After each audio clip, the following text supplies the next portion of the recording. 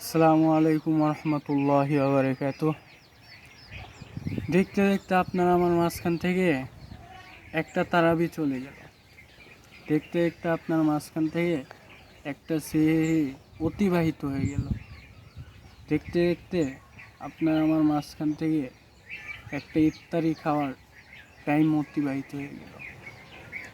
এই যে আপনার আমার মাঝখান থেকে একটা টাইম চলে গেল, এই টাইমের ভিতর আপনি আর আমি কি একটা কাজ করতে পারলাম, কি একটা নেকির কাজ করতে পারলাম, এটা একটু চিন্তা ভাবনা করা।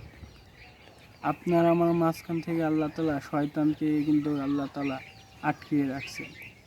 এই টাইমটুকুর ভিতরে আপনি আমি কি নেকির কাজ করতে পারলাম, এটা একটু চিন্তা ভাবনা করার দরকার।